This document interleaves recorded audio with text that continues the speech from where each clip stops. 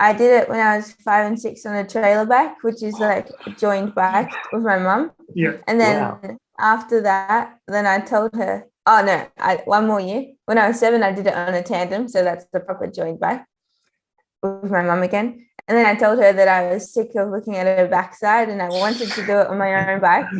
But yeah, it's quite a long way. Like I think the longest ride's about 110. I'm trying to remember, but it's been a while. 110 kilometers or so. So a long way for a little 8-year-old.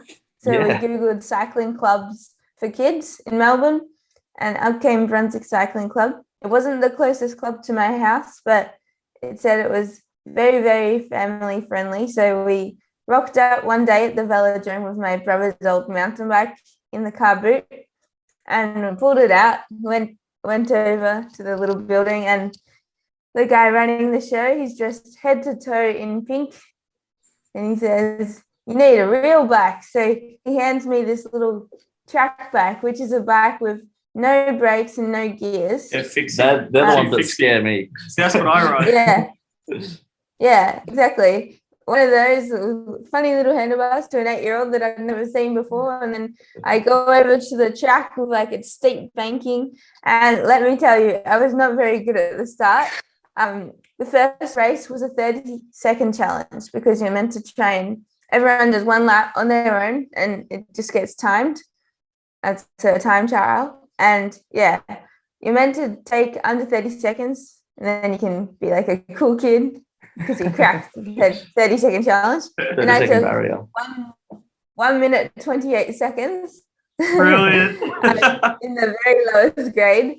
But I had such a fun day. Even that very first day, Dave, that's the guy known as Mr. Pink. He said to my mum, apparently, when I was still going round and round, the races had all finished and all the kids were like packing up and going home. And I was just like going round and round. He was waiting for me so he could put the bike back. He's very nice. And he said to my mum, "Oh, you're going to need a crowbar to get that girl off the bike."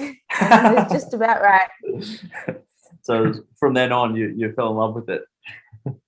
Yeah, it was pretty much love at first sight. So I did other sports before that, like basketball and then swimming. I did quite seriously until year 8. I started juggling them both, but it was always like a true love for cycling. I hadn't felt that about any other sport properly. Wow. And was it a time, like management of time, that you go, okay, well, doing swimming just doesn't justify itself here because cycling, obviously, I'm loving and I'm starting to do well in. What was the decision when you started to transition off other sports?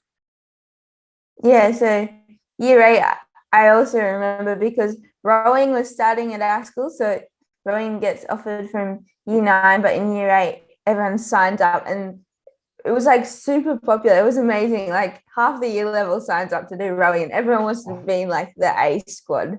So I was like, oh, like I'm pretty fit from cycling. I'm going to sign up too. And I went to like 2 land sessions. I didn't even get in the boat because I did 2 land sessions and then I'm like, no, I'm too busy. Like I'm going to go. I've got racing. Like, yeah. Too so full on. it was, Wow.